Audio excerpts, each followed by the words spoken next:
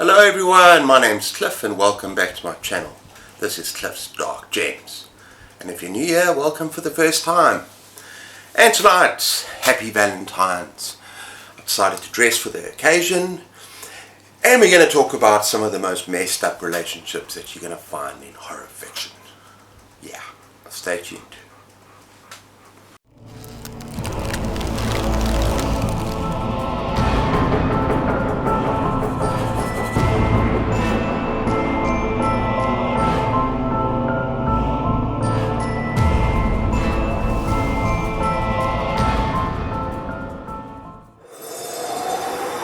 Okay, so everyone, for tonight, I'm sorry, there's going to be no red roses, there's going to be no chocolate, there's going to be no champagne, there's going to be no kisses. Actually, there might be.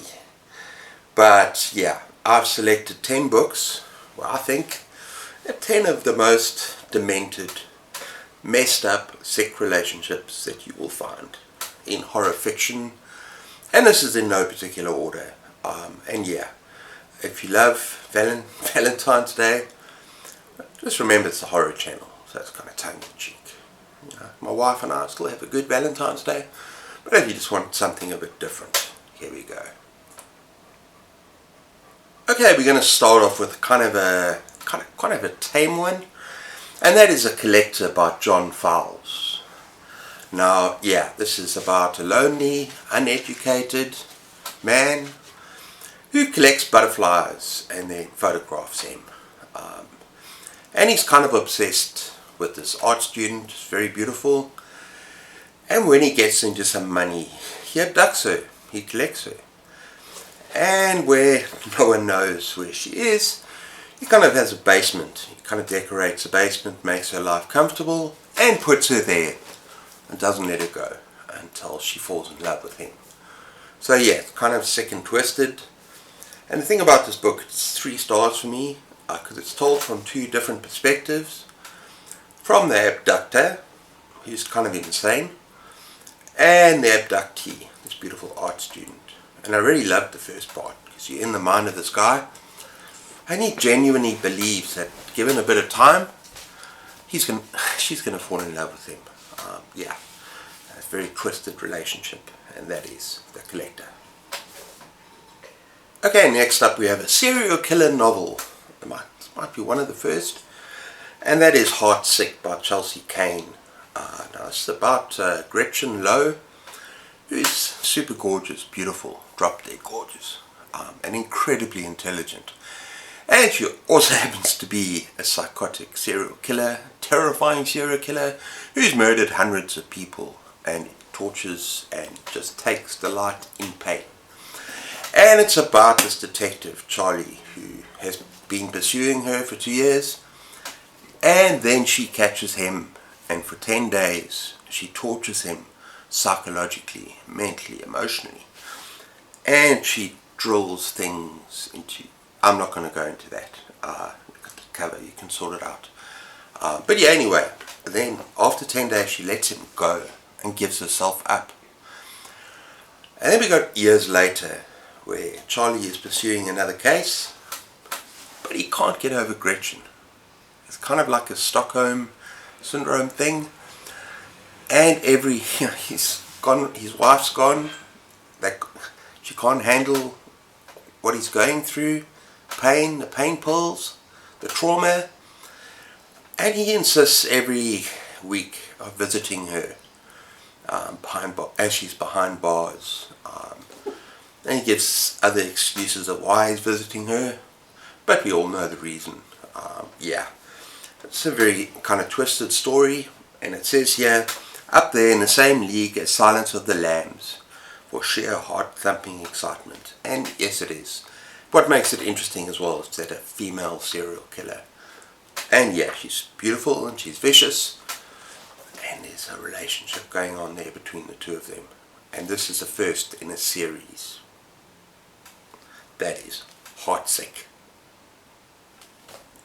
Okay, next up we got a classic, Hellbound Heart by Clive Barker. And you gotta love this cover, people. It is freaking awesome. And even the back is freaking awesome as well.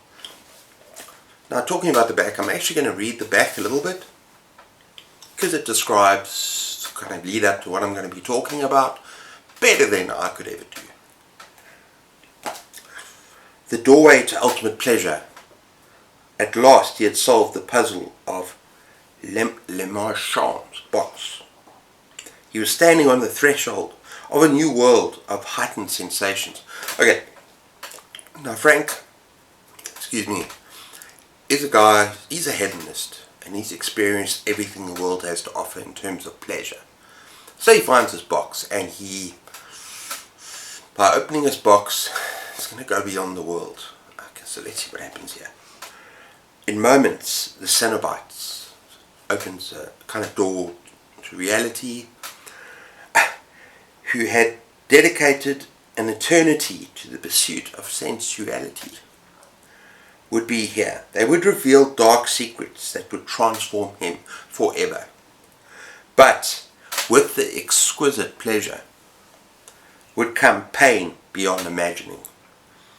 To escape his hideous tormentors and return to this world, he would need the help of his brother's wife, Julia. Unfaithful bitch. They both love each other, okay? The woman who loved him, but most of all, he would need a little bit of blood and flesh. So basically this is about, two unfaithful people, and now Frank is alone in this room, in this lonely house, and he's been kind of ripped to pieces, but he's still alive, and this woman needs to go find him some flesh and blood. I won't say anything more, spoilers everyone, but this is a short novella, and it's powerful, and it's often seen as Clive Barker's best in terms of horror, so give it a read. And of course it inspired Hellraiser, and the Hellraiser franchise.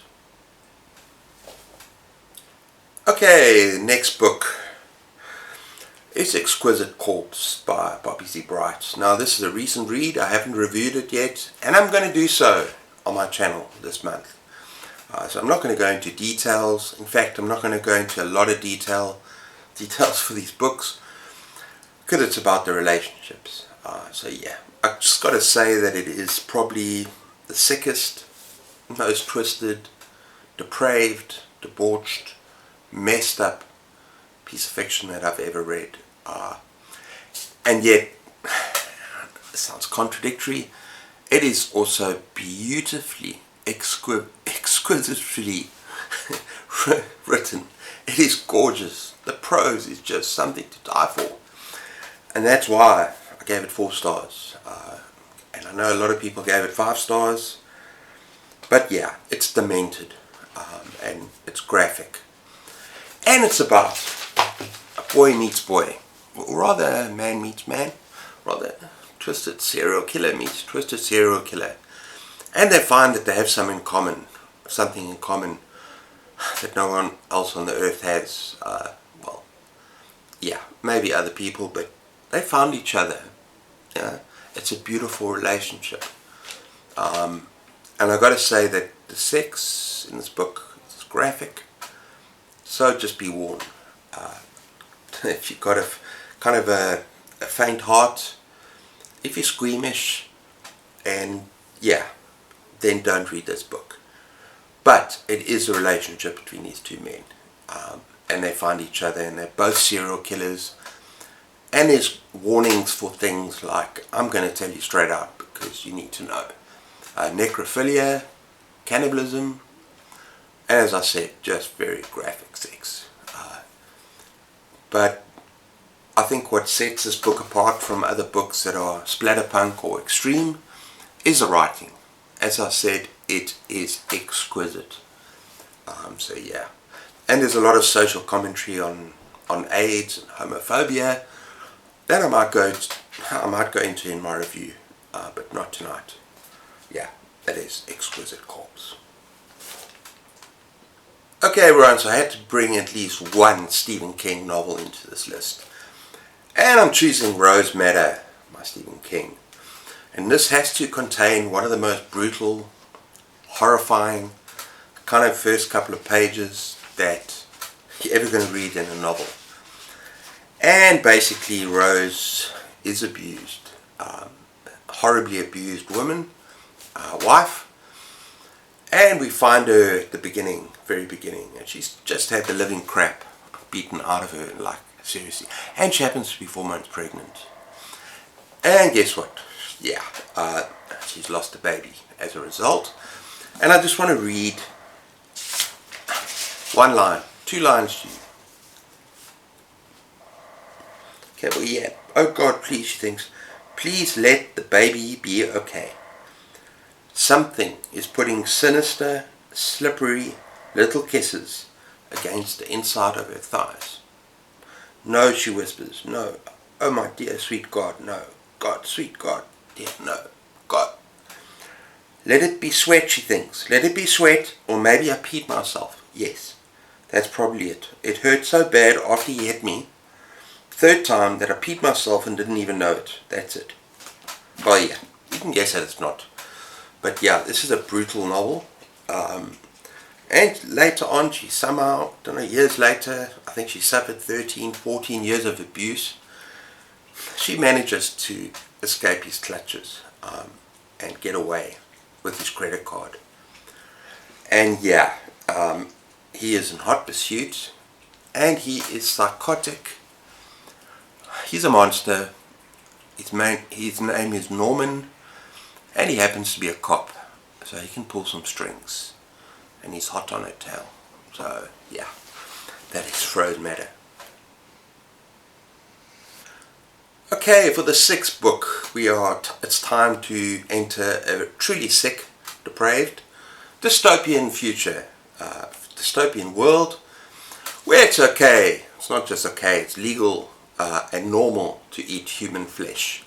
Because a virus has basically made all animal flesh inedible, poisonous to humans, yeah, all creatures are killed in this novel, and it is kind of normalized. There's been a transition in government, a transition process, where people still need protein because it's important, right? And now I'm a meat eater, but after reading this book, kind of made me question a few things. It's an Argentinian author, female author, and I know in Argentina they like to eat meat as well. Love their, we have our braais, I think they have other things. But anyway, I'm getting beside myself here. What it's about, the relationship that I'm talking about, is that Marcos, one of the people at the, what do you call it, the meat processing plant. And now you can't call these people human. It's developed to the point where they're heads, like head of cattle. You can't call them by name. You can't have relationships with them. You know, they're kind of bred. And yeah, anyway, he's the head of this meat processing plant. And he's doing a damn good job. He's doing a job that's, yeah, like overseeing this whole butchery thing.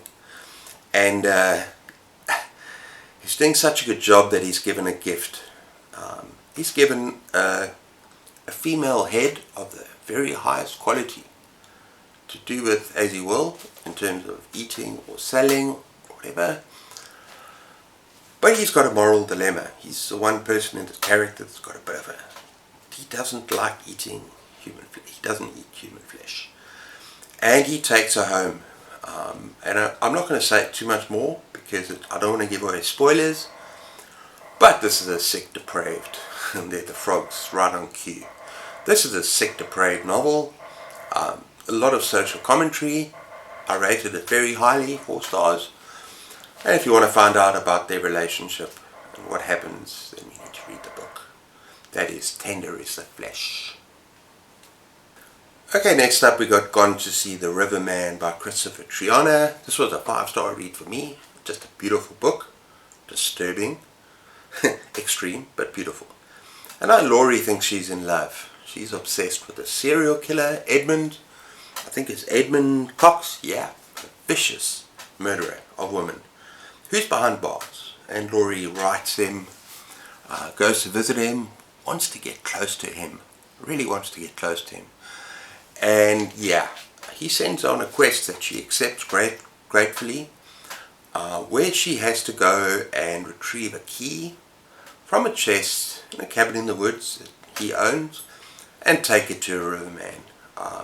Now this is kind of an insane novel, and the whole novel is based on this relationship of love, obsession between her and the riverman. So yeah, that is gone to see the riverman. Oh, and not to give anything away, but she will do anything for the one she loves. And yeah, love can hurt, can be painful sometimes. But yeah, it's a messed up book, but not necessarily in the way that you might think. Because we go into Laurie's backstory, and she's not a nice person. No, kind of horrible. Okay, next up we got Psychic Teenage Bloodbath. Yeah, look at that cover, I love it. By Carl John Lee. And now it's another very graphic novel. Please check your trigger warnings. There's some seriously nasty, well, it's a bloodbath, but there's some nasty scenes in this book. And yeah, it starts off really sweet and innocent, kind of two girls that are in love, and they go off to the prom together. And unfortunately the school is full of homophobic bullies, and their relationship is frowned upon. And what happens at this prom is that one of the girls gets separated, and the bullies cause an accident, and she gets in a coma. And now we're moving years later. I'm not sure if it's 1 year, whatever, it doesn't really matter. And she still can't move. She can't close her eyes. She can't say anything. So she's trapped. But she has developed some terrifying abilities, psychic abilities. Now, I heard one reviewer on Goodreads talk about it like carry on crack. I suppose it's something like that. But yeah, she wants revenge on kind of everyone that has hurt her and has hurt her girlfriend. And she'll do everything. And it's bloody and it's brutal. And please, people, yeah, check your trigger warnings for this one. There's one scene, and I'm going to tell you, so if you don't want to read it, don't read it. But there's a scene involving an infant. So yeah, check your trigger warnings. Yeah.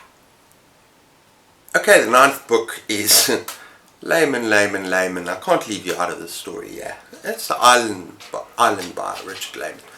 Now, if you think of Richard Layman, you think of adolescent boys staring at girls' boobies, hoping for a glimpse of something more, maybe.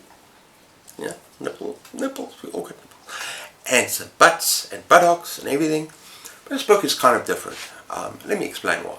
Okay, so there's 8 people, and they're stranded on an island. And the reason being, the boat explodes. And there's a killer there that's picking them off one by one. But there's an 18-year-old guy. He's horny, ridiculous, and the story's told through his kind of diary entries. And for him, the island is actually a great place to be, because he's got his girlfriend. He's got his girlfriend's sister and mother, MILF anyone, and they're all dressed in bikinis, very scantily, and all you can imagine, pretty much this whole frickin' book. Besides, even when he's a danger threatens, he's thinking about these women, and is he going to have a relationship with one of these women? A sexual relationship with one of these women? Is he going to be lucky? And yeah, look, okay, the book's a lot more than, well, the book's more fun than that, but he does get to the point where, yeah, if you keep reading, perhaps relationships form, yeah, to find out for yourself, and that is Island. Okay, and finally, book number 10, perhaps the most ridiculous, messed up relationship of all.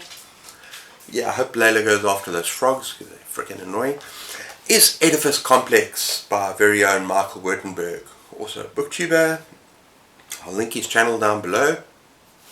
And I'm just going to read this. Karim has his tenuous hold on reality. Yeah, it's going freaking mad. Further jeopardized when he develops an obsessive, erotic relationship with a residential building set for demolition. So let me read that again. erotic relationship with a building. Okay? Now he has a problem, this guy Kareem. He has a real problem with noise, and I'm not going to tell you the whole plot, but his brother's apartment is perfect. You know, kind of the curves, the acoustics, the lines, everything is perfect. It kind of keeps out the noise, and kind of falling in love with this apartment, literally. Or maybe it's anything. We don't know. He's going mad. He's going freaking mad. The only problem is his neighbours. They're a pain in the arse because they cause noise. Like more noise right now. But I'm just going to add that in there. And yeah, that's Layla playing with something she wants us to play. But yes, number one on this list, even though I said there's no order, is a man who develops an erotic relationship with a building. There you go. Case closed. Well done, Michael. Good job. That is Edifice Complex. Okay everyone, so I hope you enjoyed my Valentine special. Let me know if you read those books below, and let's have some fun. Let me know if you read any other books with truly messed up relationships, loving relationships. Let me know down below. Okay, so it'll be nice to chat to you and talk to you. But yeah, take care of yourselves. Happy Valentine's Day. Look after yourselves. Keep those pages turning. And cheers.